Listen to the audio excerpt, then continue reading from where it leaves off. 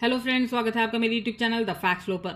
हमारे देश का इतिहास काफी रोचक रहा है। इतिहास के पन्नों में सिर्फ वीर राजाओं का ही नहीं बल्कि रानियों का नाम भी दर्ज है। वो रानियां जिन्होंने मातृभूमि के मान सम्मान के लिए अपनी जान की बलि तक चढ़ा दी। इन्हीं वीर रानियों में एक नाम हाड़ी रानी का भी है। मेवाड़ की रानी हाड़ी रानी ने अपनी मातृभूमि के लिए जो किया उसे भुलाया नहीं जा सकता है। 16वीं शताब्दी के दौरान हाड़ी रानी का विवाह सलुम्बर के राव रतन सिंह के साथ हुआ था। दोनों के विवाह को एक सप्ताह भी नहीं हुआ था कि युद्ध ने उनके द्वार पर दस्तक दे दी। ये युद्ध किशनगढ़ के राजा मान सिंह और औरंगजेब के बीच होना था।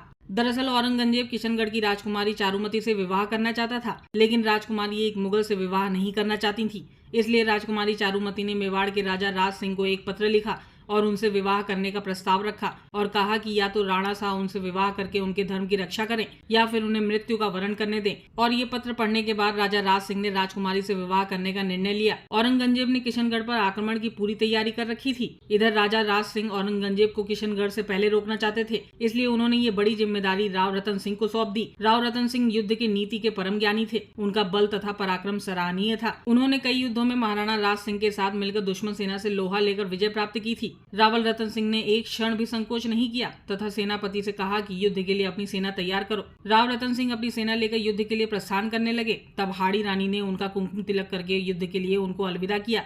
जब राव रतन सिंह युद्ध के लिए जा रहे थे तो वो रानी को देखकर सोचने लगे कि जिसके साथ उन्होंने कुछ दिन पहले विवाह किया था और जन्मों तक साथ निभाने का वादा किया था, उसका उनके युद्ध में वीर गति को प्राप्त होने के बाद क्या होगा। ये सोचकर रतन सिंह रानी की तरफ देखने लगे। तब रानी ने उन्हें उनका राजपूती धर्म याद दिलाया और उन्हें युद्ध में प्रस्थान करने को कहा। जब राव रतन सिंह युद्ध के लिए जा रहे थे तो बार बार उन्हें अपनी नवविवाहिता पत्नी की याद आ रही थी। इसलिए उन्होंने अपने विश्वस्त सैनिक को बुलाया और कहा कि वो जाकर रानी से कहें कि राव जी को उनकी एक निशानी चाहिए जिससे वो युद्ध में जाने से पहले देख सकें और अपने मन को युद्ध में स्थिर कर सकें। सेवक ये संदेश लेकर हाड़ी रानी के पास पहुंचा। हाड़ी रानी समझ चुकी थी कि उनके पति प्रेम मोह से बाहर नहीं निकल पा रहे हैं। अचानक उनके मन में एक विचार आया। उन्होंने संदेशवाहक को अपना एक पत्र देते हुए कहा, मैं तुम्हें अपनी अंतिम निशानी दे रही हूँ। इसे थाल में सजाकर सुंदर वस्त्र से ढककर मेरे वीर पति के पास पहुंचा देना, किंतु याद रहे कि उनके सिवा इसे कोई और न देखे। हाड़ी रानी ने पत्र में लिखा था, प्रिय, मैं तुम्हें अपनी अंतिम निशानी भेज रही हूँ। तुम्हें मेरे मोह के बंधनों से आजाद कर रही हूँ।